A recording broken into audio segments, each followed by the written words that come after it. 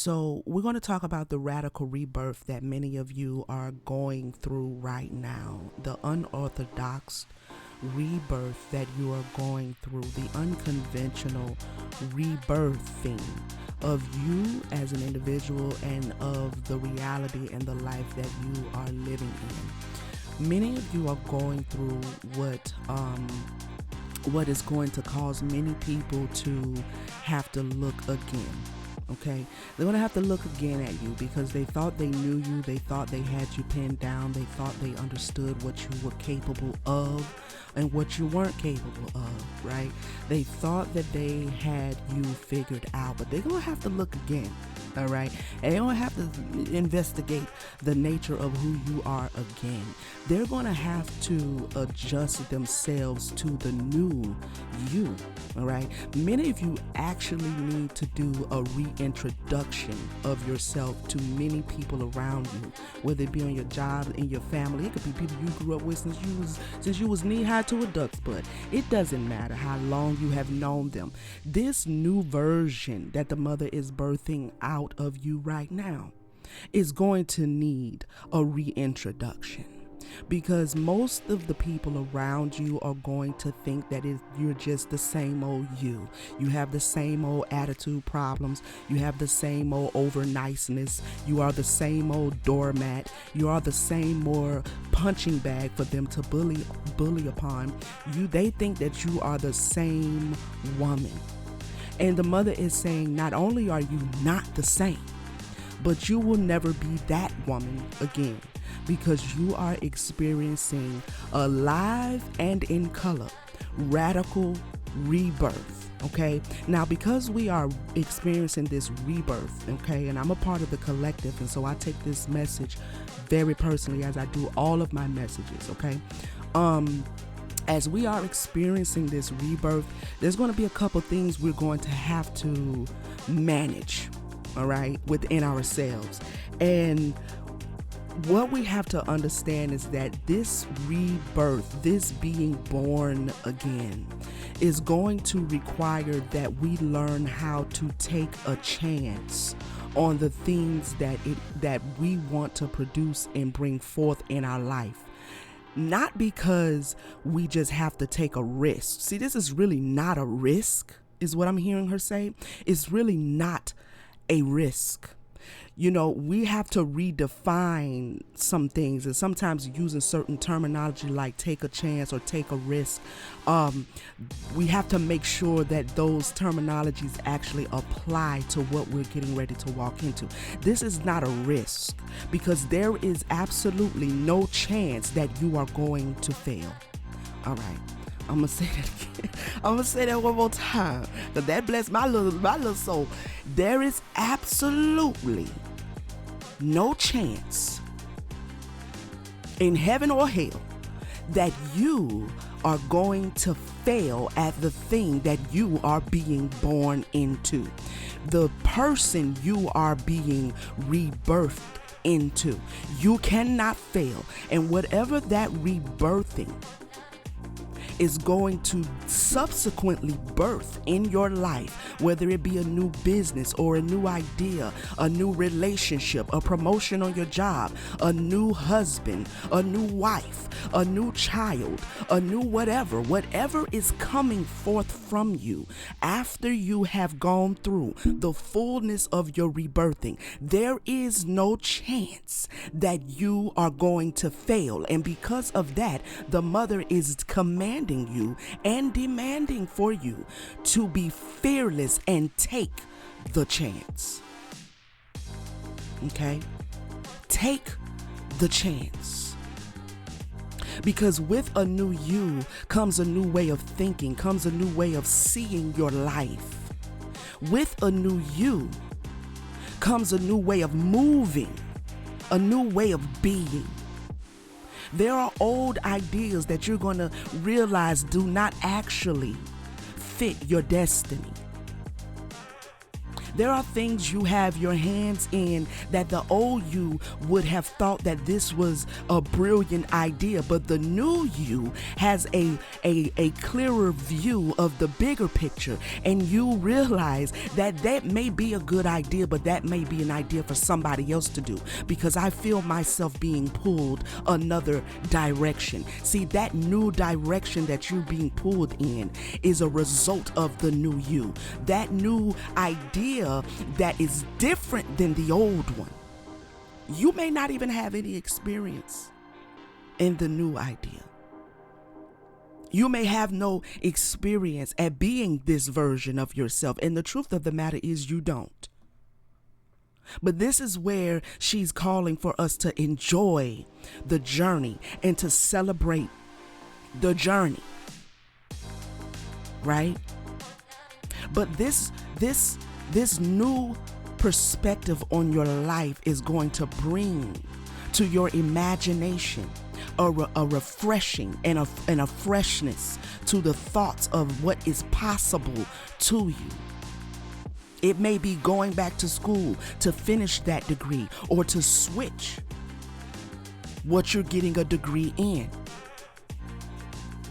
And what you're switching to could be totally something you've never thought that you were interested in before. But now that you have a clearer view of the bigger picture, you now see that degree would better serve you in the long run than the one that you've been working towards for the last 2 years. So you may be called to switch. You may be called to go back and get your master's degree or your PhD.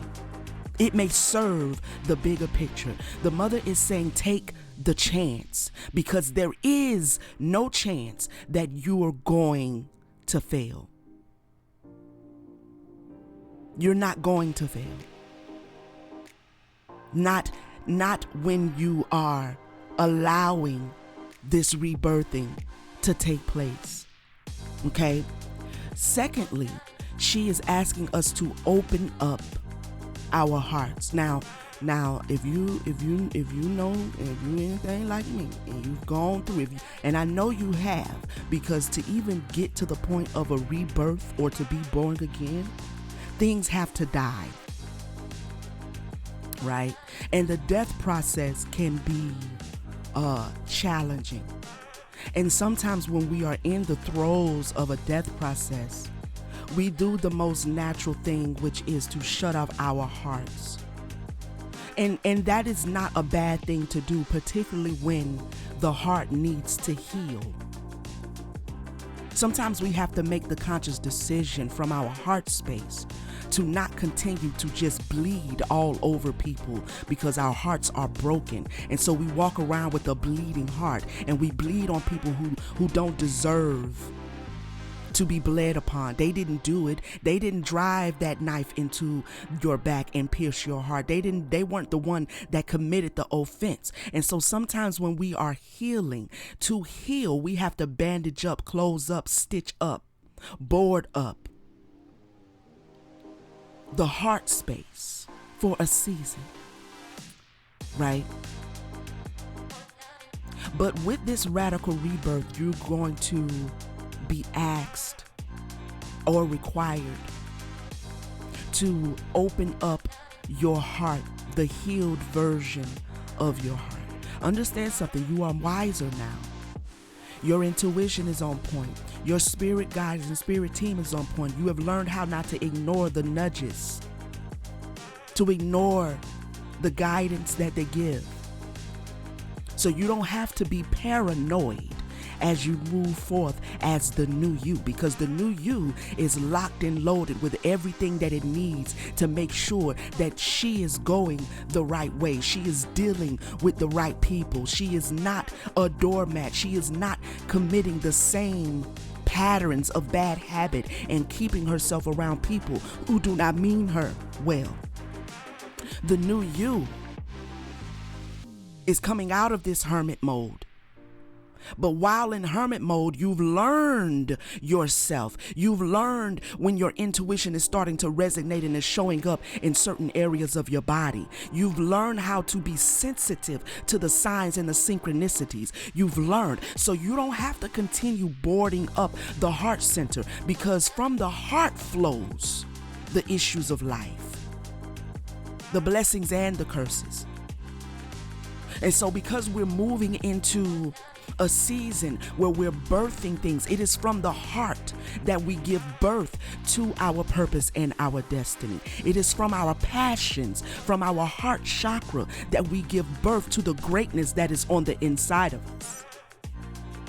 So when we board up our heart, it hinders the flow. And as I said, the flow of that may need to have been hindered for a season because the blood was tainted. But now that you have healed that wound, then you can let the flow again. And now the flow that is coming from you is one of light and one of healing, both for yourself and for those around you. So she doesn't want us to continue to keep our heart centers boarded up as we move forth into this rebirth, this radical, unconventional, unorthodox rebirth, okay? We have to open up our heart. We don't let paranoia, spiritual psychosis, and anything of the sort, fear,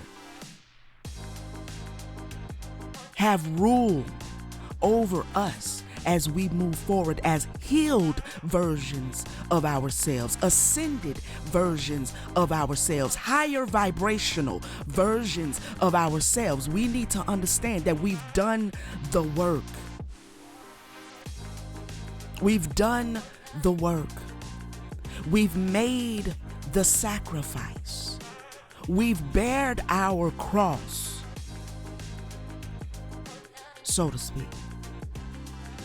And so, because we are now new, we have every reason to expect and demand that everything that shows up in our life from this day forward reflect that newness. And if by chance it doesn't, we are fully equipped to move away with haste before we suffer any loss, because the season of suffering loss for now is over.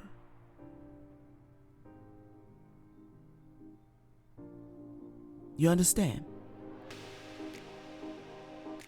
The season of being stripped is over.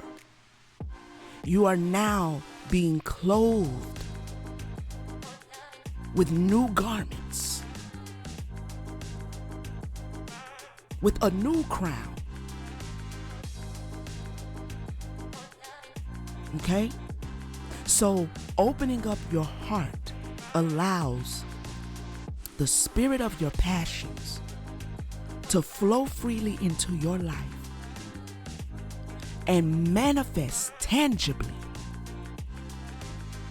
the destiny that you are stepping into, that you have stepped into, because you have been born again. Open up your heart to that newness, forgetting those things that have passed away. Behold, all things have become new. New, radical rebirthing. And people are going to look at you like, how did she do it? How did she do that? How did she come from so low, whether it was an emotional lowness, a physical lowness? How did she rise again? How did she get up from where she had fallen? Right? Because the breaking is necessary for the healing. Some people find themselves in a broken condition and they stay there and they fester in that They fester with the infection, with the diseasement. They sit in the diseasement. But you, divine feminine, you are the physician that is capable of healing thyself. And you have done that work. And now the mother says, go forward with a fresh mind and a fresh outlook. Go forward with a healed heart. Go forward with new wisdom and new insight. Go forward and be patient. Patience. Patience with yourself. Patience with the journey. Enjoy the journey. Patience is going to be required because, as I stated previously, this version of you is not only new to everyone around you, but it's new to you too. It's new to you too. The new things that are getting ready to come forth, the new places and people and the new environments and arenas that you're going to find yourself in. You may feel like the novice. You may feel like, okay, I know I'm capable. That's not in question. But the ins and outs of how to execute certain things may be new to you. Be patient as you're going to be in a bit of a learning season. Patience is required for mastery. Anytime we step into something new, then that requires a new learning season in order to master that which is new to us. So you're going to need to be patient with yourself in order to keep yourself from reverting back to old patterns of negative reactions and actions.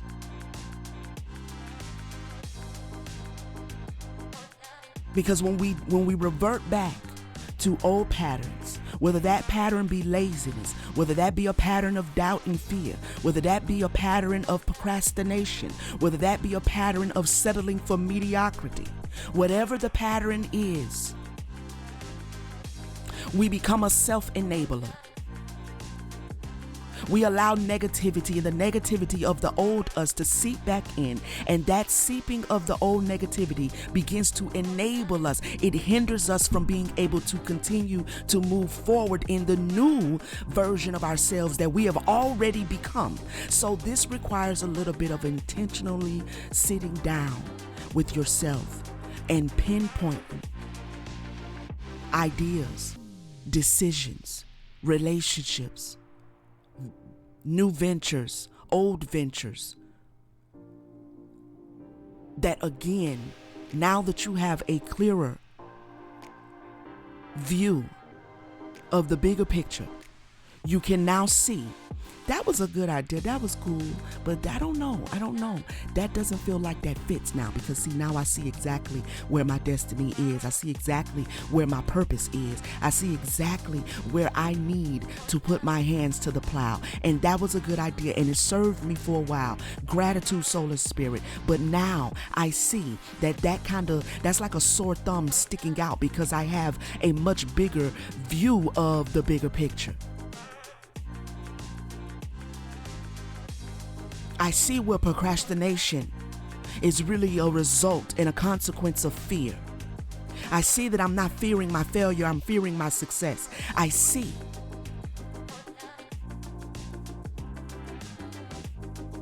Right?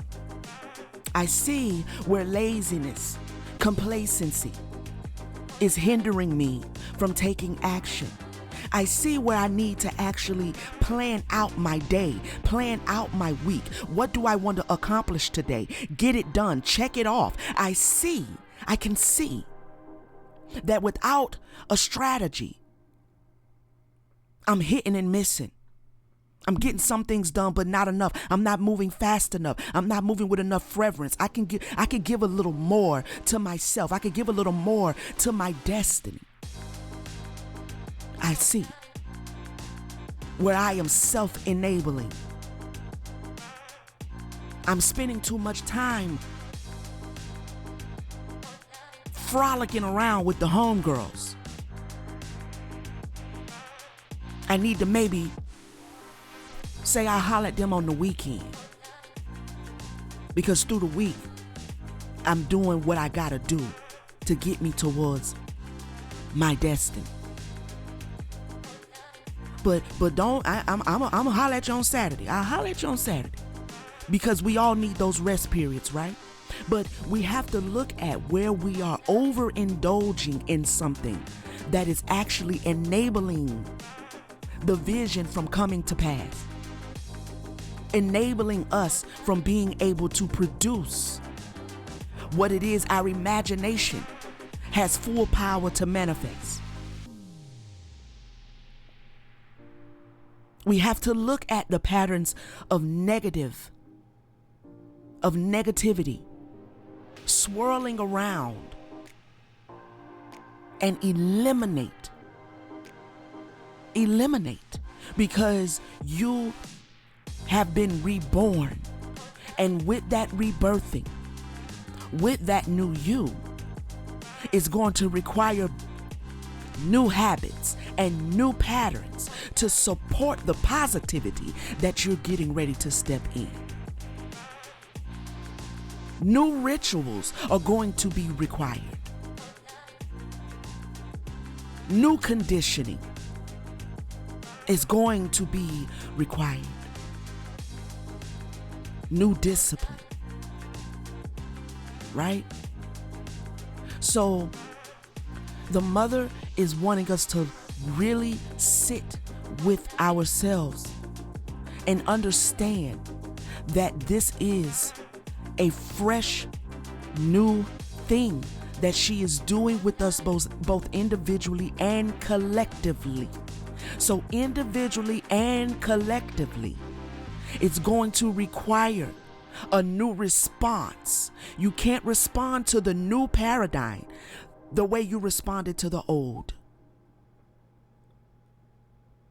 You can't show up in your new paradigm, in your new reality, the way you showed up in your old paradigm, in your old reality.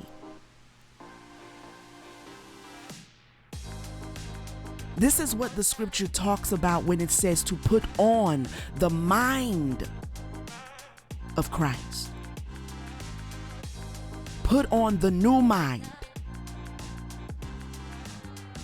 Because if we don't, we find ourselves back in old patterns. And if you're anything like me, that is frustrating. It is self-frustrating. It's, because at some point you're either going to lay down, sit down, or find yourself by yourself, and you're going to really realize, like, man, I said I was going to do X, Y, Z. You know what I mean? I had good intentions when I said that I was all excited about it and everything. And YaYa, she came on, said the mother said it was going to be a new day and everything. And I believed it and I was going to do it. But then you didn't cut out the old pattern. You didn't sit down and look introspectively at old ideas of yourself that needed to be done away with in order to support the new life. And this is where our divine masculine energy aids and serves and assists our divine femininity. And his job as the masculine, as the divine essence of us, the masculine essence of us, is just as important. Because without him, there is no get up and go. Because he's the one that has to get up and go.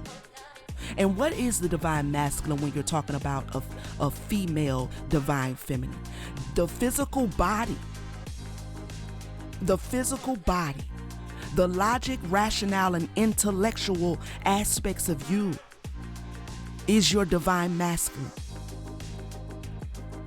who receives instructions from the intuition and the spirit of you, which is your divine feminine.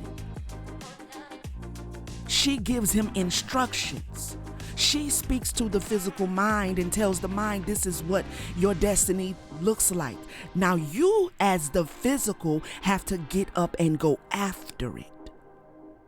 You have to make logical, rational decisions, sound decisions to aid what she has revealed to you. Because she can reveal all day long, but if you get up out of your prayer closet or get up off of your meditative space or and do the opposite of what she's instructed you, then you're in toxic masculine. Your masculine self. You understand? But we're not there anymore. Because that's what we did the work for. That's what we did the shadow work for. That's what we made the sacrifice for. That's what we carried the cross for. We carried it so that we could harmonize these polar opposite aspects of ourselves. And we have done that. So the mother says, prepare now to be rebirthed into a new paradigm, a new reality. Be patient with yourself. Open your heart. No need for paranoia. No need to be guarded. No need for fear. No need for doubt.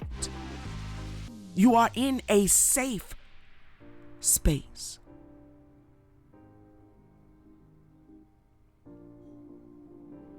You are in a safe space. Take the chance. Take the chance and go after your new life.